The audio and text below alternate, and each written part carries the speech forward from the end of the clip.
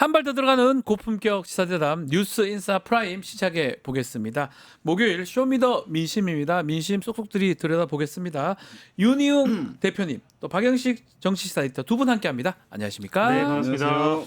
자, 개요 짧게 소개해드리면요. 리얼미터가 에너지경제신문 의뢰로 지난 16일, 18일 전국 18세 이상 유권자 504명 대상으로 조사한 내용이고요. 1504명. 아, 죄송합니다. 1,504명입니다. 40명이면 상당히 신뢰도가 높을 수 있는데요. 1,504명입니다. 95% 신뢰 수준, 표본 오차 플러스 마이너스 2.5% 포인트입니다. 자, 무선 자동응답 방식이고 응답률이 6.6%입니다. 자, 박영식 에디터가 조사 표집 성향 네. 먼저 살펴주시면 좋을 것 예, 같아요. 1,504명 중에요. 진보가 352명이고요. 중도가 632명이고 보수가 412명이었습니다. 네, 일단 대선 6월 3일 날 치러지는데요.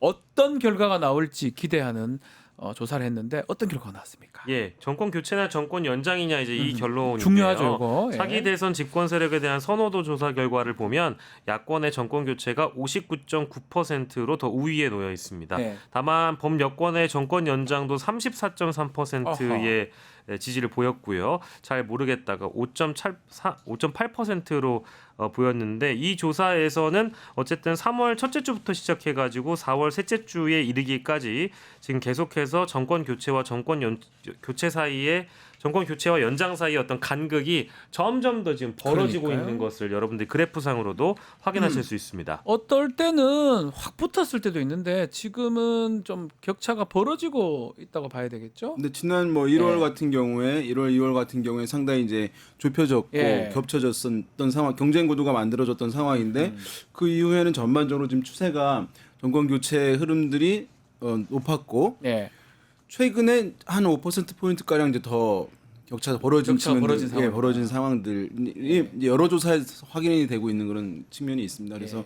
지금 어쨌든 왜냐면 캠페인이 선거가 시작됐는데 그렇죠. 사실 제가 봤을 때 선거 운동이라고 할 수 있는 캠페인이라고 할 수 있는 건 지금 이제 사실 야당만 하고 있는 거예요. 여당은 이제 내부에서 지금 탄핵에 대한 입장 정리마저 안 돼 안 있는 되고 그런 있고. 상황이니까 경선하고 있긴 하지만 예, 네. 그 효과가 지금 최근에 격차가 벌어진 데 영향을 주고 있다고 할 수 있겠습니다.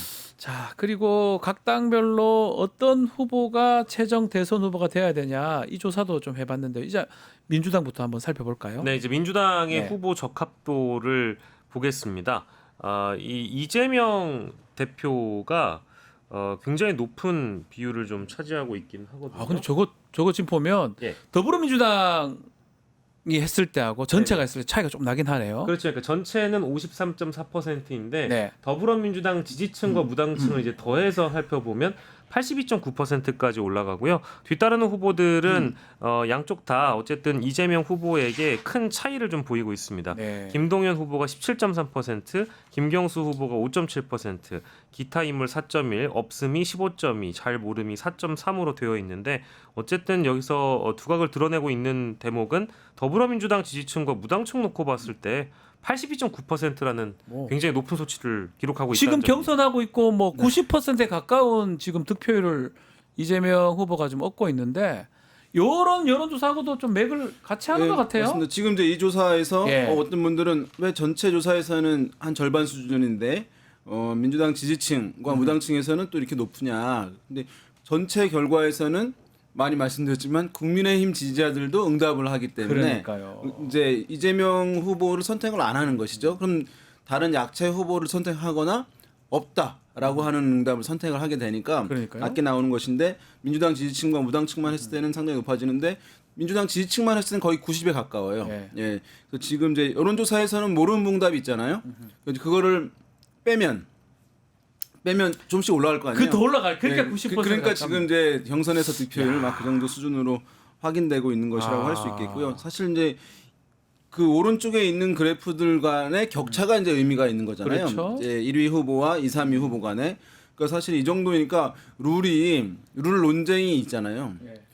사실 이제 큰 의미 없다고 의미가 없는 거죠. 어떤 룰로 되는지 간에 압도하잖아요. 사실은. 원래 막 룰을 논쟁이 의미가 있으려면 저 결과가. 그래프 차이가 좀 있어야 되잖아요. 그러니까 룰을 이렇게 변경했을 때 결과가 달라져야 바뀔지도 모른다라고 되는데. 하는 게 있을 때 이제 의미가 있는 건데. 예컨대 국민의힘 같은 경우는 유승민 후보 같은 경우는 그렇죠. 전체 했을 때하고 확 올라가니까. 지지층이 했을 때 완전 달라지니까. 네, 지금은 그런 상황이라고 하겠습니다. 지금 90% 얘기를 하고 있는데 이제 충청 영남에서 90%는 아직 안 됐어요. 이번 주말에 호남하고 수도권 경선하거든요.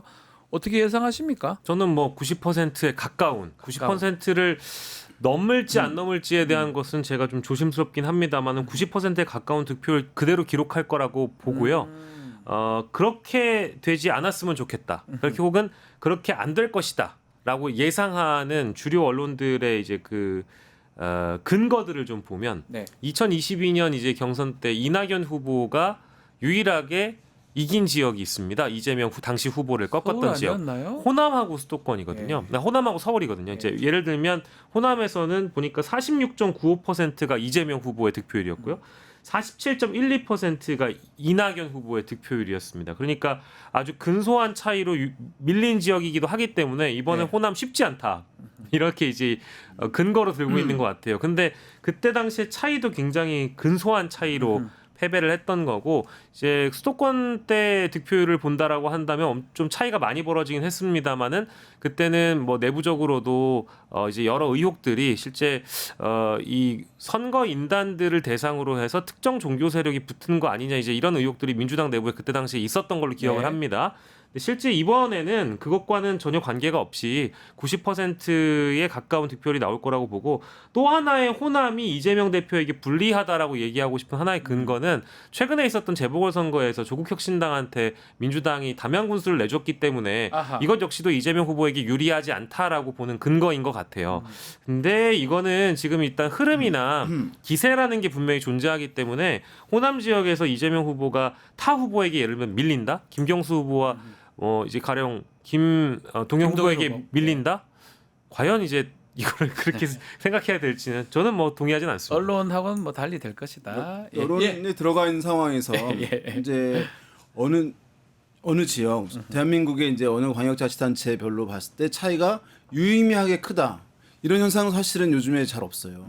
왜냐하면 지역별로 어떤 특성이 과거에는 매우 이제 여야 간에 있어서 차이는 있을 수 있지만 한쪽 정당에서 경선을 한다라고 했을 때 지역의 어떤 편차가 그렇게 크게 나타나지 않거든요. 그래서 아까 말씀드린 대로 지난번 대선에서의 경선에서 차이는 선거인단을 별도로 모집을 했으니까 희망하는 사람들이 많이 들어갈 수 있는 것이잖아요. 그래서 일반 여론과는 다른 측면이 있는 것이거든요. 근데 이번에는 당원과 여론조사도 다 들어가는 것이니까 그 변동 가능성이 이제 크지 않다고 할 수 있겠고 지금 뭐 90%가 넘느냐 안 넘는다는데 저는 이제 그 표현도 그냥 억지 표현 같아요. 아. 왜냐면 이제 80이나 90이나 95나 이게 사실 의미 있는 건 아니거든요. 아 근데 그러네요. 그러고 보니까 뭐 꼭 100%는 넘지 그렇지. 그러니까 그 의미 없는 얘기네요. 90 뭐 이게 이게 그쵸? 뭔 의미가 있어요? 89랑 91이랑 뭔 차이입니까? 뭔 사이입니까? 네, 네. 만약에 85% 이렇게 나오면 역시 호남 민심은 이재명에게 네. 후하지 않다. 이제 이게 이런 게 또 나올 것 같아요. 가령 뭐 이제 50% 과반을 간 넘겼다. 예, 뭐 이랬을 때면 이제 얘기할 수 있을 예. 텐데 그래서 80이나 90이나 워낙 이제 뭔가를 의미 있는 거를 이제 기사나 이제 이런 걸 하기 힘든 상황이니까 이제 이렇게 얘기를 하는 것 같아요. 그렇습니다. 자, 국민의힘도 살펴보겠습니다. 일단 요거는 컷오프 되기 전에 진행된 내용이긴 한데요. 네. 결과 좀 소개해 주십시오. 네, 국민의힘 후보 적합도 말씀 주신 것처럼 네. 컷오프 되기 전 조사입니다. 네. 이제 빨간색 막대가 이 리얼미터 조사 저희가 소개해 드릴 내용이고요. 예. 그 분홍색은 국민의힘 지지층 더하기 무당층과 관련된 내용인 거 참고로 보시면 되겠습니다. 일단은 빨간 막대부터 보면 국민의힘 후보 적합도 김문수 후보 18.6%, 한동훈 14.9%, 홍준표 12.4%, 안철수 후보 9.6%, 나경원 후보 6.4, 유정복 후보 2.3, 양향자 2.2, 이철우 1.1, 기타 5.7, 없음이 여기는 좀 높습니다. 23.2%로 국민의힘 후보 적합도에서는 없음이 제일 높아요. 사실은 이 후보들보다 높습니다. 그래서 이 대목이 좀 주목해야 될 전체가 그죠? 그렇죠. 예. 그 국민의힘 지지층으로 보면은 대부분 좀 유사하긴 한데 국민의힘 지지층에서는 저기 보시면 나경원이 10.2고요. 야. 안철수가 7.7이에요. 저게 놀랍네요. 그래서 이 조사 때문에 사실은 대부분 얼마 전에 있었던 컷오프에서는 4등이 나경원 후보가 되지 않겠냐로 아하. 예상한 전문가들이 많았었죠. 자, 요게 보면은 예. 그래서 나경원 의원의 가능성도 이제 이 룰상은 상당히 높았던 건 네. 맞는 것이거든요. 아하. 근데 이제 요 방식이 국민의힘의 요 컷오프 방식은 이제 전화 면접 방식으로 했더라고요. 전화 면접 사람 면접원이 하게 되면 무당층 비율이 커져요. 왜냐하면 사람 면접원이 하면 정치에 관심이 좀 덜한 분들도 끝까지 미안하니까 그렇죠. 참여했을 안 끊죠, 안 때 끊죠. 많아지거든요. 예. ARS 방식으로 했을 때는 이 무당층 비율이 국민의힘 지지층에 비해서 현저히 낮아요. 근데 조사를 자세히 보게 되면 국민의힘 지지층에서는 나경원 의원이 안철수 의원보다 월등히 높고 무당층에서는 안철수 의원이 나경원 의원보다 월등히 높아요. 근데 이 ARS 방식으로 했을 때 무당층 비율이 매우 낮은 거죠. 왜냐하면 정치에 관심이 많은 분들이 ARS에 응답하니까. 네. 그래서 그것만 놓고 봤을 때는 나경원 의원이 되겠다라고 하는 것들이 합리적인 분석이라고 할 수 있는데 사람 면접원 방식으로 조사가 이루어졌단 말이죠. 그러면 무당층 비율이 국민의힘 지지층만큼 커지는 거예요. 그러네요. 거기서 안철수 이제 의원이 뭐 탄핵에 대해서 이제 찬성하고 뭐 이제 이런 흐름도 있잖아요. 그 네. 무당층은 중도에 가깝기 때문에 그렇죠. 거기에 호응하는 분들이 있는 거예요. 그래서 막판에 이렇게 이제 좀 변화가 있었다라고 보시는 게 좋을 것 같습니다. 무당층이 안철수를 끌어왔을 것이다 이렇게 짚어주신 것 같습니다. 여기 여론조사 보면 또 그대로 사실 나와요. 보면 나오죠. 어쨌든 간에 결국 탄핵 찬성 2명, 반대 2명 경선이 가는데 가장 눈에 띄는 게 이제 나경원 후보를 지지했던 사람들 그 표. 네. 그 표가 어디로 가냐 이게 좀 눈에 띌 것 같아요 앞으로. 그러니까 뭐 나경원 후보 지지하시던 분들은 사실 죄다 김문수 후보 아니면 홍준표 후보로 가는 게 당연한 거 그럴 것 아니겠습니까? 같은 느낌이 들죠. 그러니까 이게 누가 그런 탄핵 반대측. 재밌는 표현을 하더라고요. 그러니까 나경원 후보가 떨어진 이유는 저 후보군에 탄핵 반대파에 김문수는 윤석열을 마신 사람이고 홍준표는 윤석열로 씻고 있는 사람이다. 근데 나경원은 윤석열로 묻어 있는 사람이다. 이렇게 살짝 묻은 사람이기 때문에 모든 표심이 홍준표와 김문수로 들어갈 뿐이지 나경원이 그래 상대적으로 손해를 많이 봤다. 이제 이제 표현을 많이 해주시는데 저는 뭐 동의합니다. 그렇기 때문에 이번에도 어쨌든 나경원 후보가 빠지면서 기존에 있던 효과를 김문수, 홍준표 후보가 다 가져갈 텐데 다만 여론조사의 흐름으로 본다면 한 2주 전부터 나왔던 조사를 대체적으로 다 보잖아요. 김문수 후보가 대체적으로 여론조사가 하락세로 네. 지금 가고 있는 상황이라서 이미 또 홍준표 후보는 이런 내용들을 잘 알고 있기 때문에 최근에 언론 인터뷰를 보면 나경원 후보를 어쨌든 캠프에 들이겠다 이렇게 지금 선언을 한 바 있잖아요. 이제 그런 걸 들은 것 본다면 같아요. 이미 알고 있습니다. 이미 들었다면은 뭐 더 이제 효과가 배가 될 거라고 봐서 홍준표 후보 쪽으로 쏠릴 가능성이 더 높겠죠. 네. 일단은 지금 이제 나경원 의원 대신 안철수 의원이 들어오는 것에 대해서 가장 아쉬워하는 분은 한동훈 전 대표겠죠. 네. 2대2 안 되고 3대1 되면 본인은 결선 갈 가능성이 그 높은데. 기류들을 독점할 수 있었던 것인데 이제 안철수 의원과 나눠 가져야 되잖아요. 네. 그러니까 탄핵에 대해서 이제 탄핵에 대해서 찬성했던 이제 그 기류 보수층이나 중도층에 그런 이제 게 있겠고 지금 이제 앞으로 경선을 보게 된다면 지금까지 이제 4명으로 컷오프하고 이제 2명으로 또 컷오프 되는 거잖아요. 그렇죠. 4명까지는 뭐가 쟁점이었냐? 윤석열 대통령과의 관계가 어떠냐? 입장이 뭐냐라고 하는 것이 쟁점인 거예요. 이제 나 친해? 아니면 뭐 탄핵 찬성에 반대해? 근데 이제 지금부터 2명으로 추려질 때까지는 그거는 이제 논의가 아마 줄어들 것으로 보이고 밖에 있는 한동훈 권한대행 등 외부 사람과 너 단일화 할 거야 말 거야. 요거 이제 그래서 당원들 같은 경우는 누구 딱 한 명을 배타적으로 지지하기보다는 우리 당이 이길 만한 사람, 그러니까 승리할 만한 인물이라고 한다면은 당원들은 아마 그 사람을 선택할 거 아니에요. 그렇죠. 근데 어떤 사람이 저는 단일화를 외부 인사들과 전혀 하지 않겠습니다 하면은 지금 그걸로 경쟁 구도를 만들 수가 없으니까 그 사람들은 배제가 되는 거예요. 그래서 지금 이제 캠페인을 잘 보시게 되면 적극적으로 하겠다라고 하는 얘기를 이제 이게 해요. 전략상이에요. 이걸 안 하면 배제되는 거예요 당원들한테. 그렇죠. 네. 당원들이 이제 50%가 새롭게 반영이 되는 거거든요. 지난 사보과 다르게. 그렇죠. 네, 그래서 나 반드시 할 거야. 그리고 이제 이랬거든요. 홍준표 전 시장이 후보가 만약에 최종적으로 됐으면 단일화에 좀 접근 나서지 않을지도 모른다. 그런 분석도 있잖아요. 있었는데 한다고 하잖아요. 예, 지금은 예, 왜냐하면 표를 더 받을 수 있기 때문에. 그래서 그 흐름으로 이제 가는데 주목되는 거는 한동훈 후보가 어떤 입장을 내세울지. 여기 굉장히 주목되는 부분이죠. 한동훈 후보는 전략적으로 어떡할지? 본인이 예. 2등 안에 들려고 할 때 이것을 어떤 애매모호하지만 거부하지 않겠다는 흐름으로 얘기할지 아니면 지금까지 스탠스로 한다면 하면 안 되는 거잖아요. 안 맞는 거잖아요. 그 부분이 이제 오늘 정도에 어떻게 나오지 나올지 한번 보시면 좋을 것 같네요. 어떻게 2명 통과된 사람 누굴까요? 본선에 올라가는 사람이요. 궁금해요. 아 이게 진짜 요즘에 받는 질문 중에 제일 어려운 것 같습니다. 그러니까 이게 예측하는 게 사실 쉽지가 않긴 한데 근데 또 여론조사 보면 뭔가 나와 있긴 하거든요. 사실은 근데 50대 50 저는 기존의 예상을 이제 홍준표 후보와 네.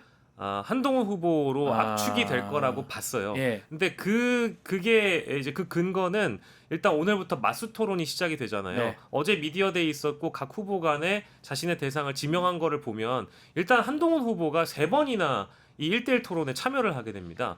노출 빈도가 제일 높고요. 네. 그리고 홍준표 후보도 1, 2등 전략으로 묶기 위해서 한동훈 후보가 홍준표 후보를 골랐을 때 그 자리에서 바로 나는 그냥 한동훈 후보와 하겠다라고 이미 골라버린 걸 보면 둘 다 이 전략 자체를 1, 2등 전략으로 지금 묶어가고 싶다라는 생각이 저는 이제 강하게 이제 들었거든요. 예. 그래서 그 기존에 있었던 여론조사들이나 저희가 지금 분석하고 있던 내용들을 토대로 본다고 하더라도 일단 탄핵 반대파는 홍준표 쪽으로 이제 쏠릴 것 같고요. 네. 그리고 탄핵 찬성파는 아쉽게도 안철수 후보가 아니라 한동훈 후보 쪽으로 많이 몰려갈 가능성이 높다고 보고 실제로 한동훈 후보의 이 어떤 팬덤이라고 해야 될까요? 이 팬덤이 상당히 다른 후보 못지않게 강하게 지금 결집되고 있는 그런 양상으로 보여져서 안철수 후보께는 좀 죄송합니다만은 본선 후보는 이제 2명이 되지 않을까 싶습니다. 한동훈 홍준표 예상하셨어요. 그러니까 당원이 이번에 이제 새로 들어간다는 게 50대 50 변수인- 이게 큽니다. 예, 그래서 네. 사실은 무당층에서 강세를 보였던 안철수 의원 같은 경우는 그 포션이 작아지는 거예요. 반영 비율이.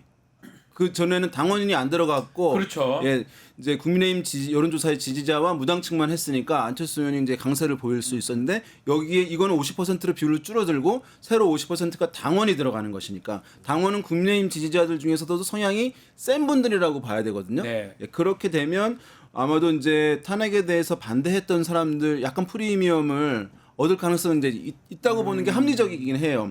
그래서 김문수 한동훈이 되느냐, 김문수 홍준표가 되느냐, 네. 뭐 이런 흐름 내에서 뭐, 이루어질 가능성이 있지 않. 네. 근데 캠페인에 영향이 있는 거거든요. 만약에 지금 이제 시작하는 상황인데 네. 누가 된다고 하면 캠페인이 필요 없다고 그러는 것이니까 사실 이렇게 하면 그러니까 뭐냐면 홍준표 후보 같은 경우는 이제 죽은 카드는 아닌 부분. 우리 에디트께서 말씀하신 네. 대로 이렇게 지금 당원들의 영향력이 있는 국회의원들과 위원장들, 지역위원장들을 이렇게 이제 당협위원장들을 많이 지금 홍준표 확보를 한 캠프로 상황이니까 갔더라고요. 예. 그 상황이 좀 주목되는 부분이 이제 있다고 할 수가 있을 것 같습니다. 뭐, 물론 예외적으로 홍준표 한동훈 가능성도 있을지 모르겠는데 예, 아무튼 좀 더 김문수 보겠습니다. 쪽이 좀 더 낫다 이렇게 보시는 거군요. 유지를 왜냐하면 적극적으로 한덕수 대행과 단일화를 하겠다라고 하는 부분들을 제일 세게 얘기를 하잖아요. 그렇죠. 그럼 안심이 좀 되는 측면들이 있을 수 있는데 그 부분 당원을 놓고 김문수, 홍준표 간에 이제 그 당원 확보 전략 그 캠페인이 이루어질 텐데 그 부분에 따라서 영향이 좀 갈릴 것 같습니다. 네. 뭐 아주 작은 가능성을 하나 또 열어두자면 지금 국민의힘 의원들 사이에서도 어쨌든 본선 경쟁력을 우리가 염두에 둬야 되는 것 아니냐. 그리고 네. 실제로 이번 뭐 1차와 2차의 어떤 그 선발 기준 자체가 좀 다르긴 합니다만 당원이 50이나 들어가니까 당연히 한동훈 후보가 불리할 수 있다는 생각은 들지만 그 당원들 중에서도 지금의 어떤 정치적인 흐름을 충분히 이해하고 어쨌든 윤석열이 밖에서 윤석열 어게인 신당을 만든다고 하는데 저건 너무 괘씸한 거 아니냐. 아하. 빨리 손절을 해야 국민의힘도 차기를 준비하고 차차기를 준비하고 지방선거도 준비할 텐데 이대로 간다라고 하면 당이 달라지는 게 하나도 없이 도로 그냥 파면 전의 단계와 다를 게 하나도 없다라고 하는 인식을 갖고 있는 네. 당원들과 또 국민의힘 의원들 중에 범친윤 의원들도 많이 눈에 들어온다고 하거든요. 네. 국회에서는 실제로 이제 그런 것들을 본다고 한다면 아주 작은 가능성으로 한동훈 네. 후보가 탄핵 찬성파의 표를 좀 가져간다면 뭐 그거는 이제 하나의 가능성으로 저희가 열어두겠습니다. 알겠습니다. 자, 또 조사 하나 더 짚어보겠습니다. 3자 대선 3자 가상 대결입니다. 이재명, 이준석 두 사람은 이제 상수로 두고 김문수가 더 갈지 지금 얘기했던 한동훈, 홍준표 이렇게 넣어봤는데 이거 결과 한번 소개 좀 해주시죠. 네, 이번 조사 이 3자 대결을 보니까요. 네. 이재명, 김문수, 이준석 일단 요 세 분을 보면 예. 54.2%가 이재명 후보, 김문수 후보가 23.6%, 이준석 후보가 6.1%로 이렇게 나와 있습니다. 없음이 11.7%라서 요것도 조금 여기 우리가 감안해서 봐야 될 것 같고요. 잘 모름이 4.4입니다. 그러니까 15% 정도가 선택을 하지 못한 사람들입니다. 그리고 가상 대결 두 번째 거는 이재명, 한동훈, 이준석인데요. 54.6%가 이재명 후보, 한동훈 후보가 16.2%, 이준석 후보가 5.4%, 여기서 없음과 잘 모름의 비율이 5% 정도 더 붙습니다. 대략적으로 23% 정도 더 올라간다고 봐야 될 것 같은데요. 그래서 이렇게 지난 김문수 후보보다는 한동훈 후보가 경쟁력이 떨어지는 것처럼 나오고요. 대선 3자 대결 홍준표 후보를 넣어보니까요. 54.6%가 이재명 후보, 홍준표 후보가 20.5%, 이준석 후보가 6.0%, 없음 14.4, 잘 모름 4.4인데 이상하게 이재명 후보는 3자 대결에서 전부 다 신기합니다. 54%로 거의 부동의 수치를 보이고 있어요. 이거 어떻게 해석을 해야 됩니까? 이거 54%예요 그냥. 보면은 뭐 의미가 없네 가상 대결이. 그렇죠. 이제 뭐 확장성이 예. 없다 이제 이런 얘기를 하잖아요. 저 말은 맞을 수 있다고 생각해요. 그러니까 이재명 후보를 지지하지 않는 사람들의 그 비토 정서의 스트렝스 강도가 매우 크다라고 하는 것들은 뭐 맞을 가능성이 있을 수 있는데 지금 이제 이재명 후보가 확장성이 적어서 어디에 갇혔다 박스권에 그 말은 사실 합리적으로는 안 맞아요. 이렇게 아니 54%면 그냥 네. 이긴 대선 하나 말하는데 그거 3자 구도에서 근데 어떤 조사에서는 다자 대결 구도 있잖아요. 그러니까요. 모든 후보들을 물어봤는 데서도 50이 넘는 경우 있잖아요. 예. 이전에 선거에서 이런 경우 없었거든요. 거의 처음 보는 다자 거니까. 대결에서 40% 넘는 경우도 이전에는 없었거든요. 예. 근데 이제 50% 넘으니까 사실은 어떤 확장성 이런 제약 문제가 상당히 깨졌다고 얘기하는 것이 맞는 분석이라고 할 수가 있겠고요. 예. 그리고 또 이제 되게 후보들이 하면 실제 득표율은 좀 더 올라가거든요. 모른몽답이 투표에는 없잖아요. 예. 그래서 아마 이제 뭐 이재명 나중에 이제 후보가 보수에서 정해지게 되면 격차는 좀 더 줄어들 수 있다고 생각되긴 하거든요. 근데 일단은 뭐 워낙 격차가 크고요. 여기서 이제 몇 가지 좀 보여주고 있는데 뭐냐 하면 아까 어떤 인물에 따라서는 모르겠다, 잘 모르겠다, 없다라고 하는 것이 막 20% 내외까지 됐잖아요. 네. 넘기도 하고. ARS 수사에서 이렇게 응답이 적은 게 한 20% 내외가 된다는 거는 매우 높은 거예요. 네. 지금 뭐냐 하면 정당의 타이틀을 갖고 선거에 나오잖아요. 맞습니다. 그러면은 정당 지지율은 기본으로 깔고 가는 거예요. 상수. 그건 예. 밑에 깔고 근데 들어가는 건데. 이런 지금 조사들의 정당 예. 지지율 한 35% 나오거든요. 국민의힘 지지율이. 예. 근데 지금 3자 대결에서 국민의힘 후보들이 얻는 지지율 보세요. 20% 내외인 거예요. 10몇 퍼센트 예. 되고요. 예. 그러니까 지금 국민의힘의 그 소위 지지자라고 하는 분들이 갈라져 있음을 명확하게 보여주는 거예요. 이 사람이 탄핵에 대한 어떤 입장에서 난 지지하고 나랑 다르기 때문에 지지하지 않고 하는 부분이 원래 보수에서는 결집도가 워낙 더 강했거든요. 근데 지금은 뚜렷하게 나눠지는 바람에 당의 대표 1인으로 정해진다 하더라도 보수 표들이 또는 국민의힘 지지자들이 한 사람한테 확 이제 쏠려주는 부분들, 몰아주는 부분들이 지금 안 나타나고 있는 상황이 그러네요. 지금 이 조사가 보여주는 이제 중요한 의미 중에 하나라고 할 수 있겠습니다. 그러니까 국민의힘에서는 경선하고 있지만 한 명을 정하는 것도 중요하겠지만 지지자들이라고 하는 분들이 그 한 명의 후보한테로 다 지지가 옮겨갈 수 있는지 여부.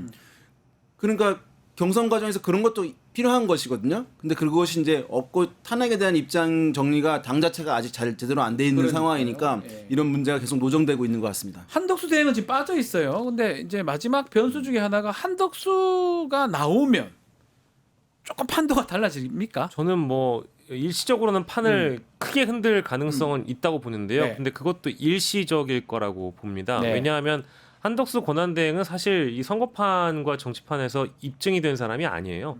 실제 현실 정치에 뛰어들어서 하루 이틀 정도만 일단 공개 활동을 하다 보면 정치권으로부터 제기되는 여러 의혹들과 언론의 검증이 시작이 될 겁니다. 그래서 네. 여론조사상 드러나는 어떤 이런 기대가 반영된 수치는 아직 박스를 열어보지 않았기 때문에 당연히 이제 그 정도로 여론조사상 반영되는 그 비율 자체가 굉장히 높을 수 있거든요. 지금도 이미 국민의힘 주자들보다 훨씬 더 많이 나온 조사들도 왕왕 보여요. 그렇죠. 그렇기 때문에 실제 출마를 하게 된다라고 하면 뭐 우리가 이제 흔히 얘기하는 이른바 이제 컨벤션 효과 이런 효과도 분명히 있겠죠. 근데 다만 박스를 열고 나서 반기문 시즌2가 될 가능성이 너무 높고 그냥 반기문 시즌2가 될 수나 있을까? 왜냐하면 반기문의 경우에는요. 반기문, 정몽준 그리고 과거의 안철수 이런 경우에는 단일화 카드로 외부에서 거론됐을 때 이 정도의 수치가 아니라 30%를 월등했죠. 상회하는 네. 월등히 높은 수치였단 말이에요. 근데 이 정도밖에 안 되는데 만약에 박스를 연다?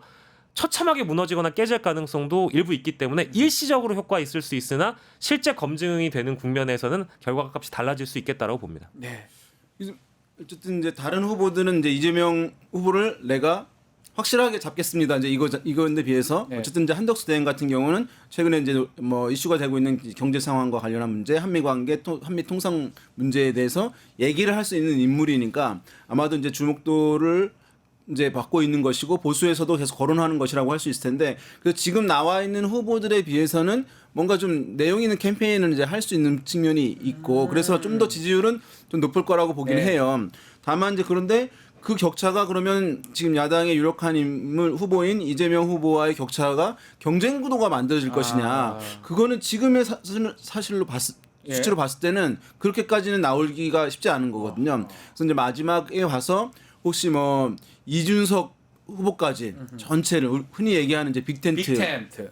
사실 뭐 빅텐트가 원터치가 아니면은 이게 시간이 많이 걸려서 지금 대선 얼마 안 남았거든요. 아유, 다 됐는데 그다음에 뭐. 5월 초에 한 일주일이 또 빠지는 거예요. 네. 그러면 실제로 이제 한 달이 채 안 남는 그런 상황인데 이 텐트를 치는 것도 시간이 걸리는데 왜냐면 신뢰관계가 있어야 되는 거거든요. 그러니까요. 이게 결론은 뭐냐면 그 지지자들이 합쳐져야 되는 거잖아요. 자기들끼리 이제 빅텐트를 한다 하더라도 지금은 국민의힘 같은 경우는 누구냐에 따라서도 지지가 안 모아지는 상황인데 네.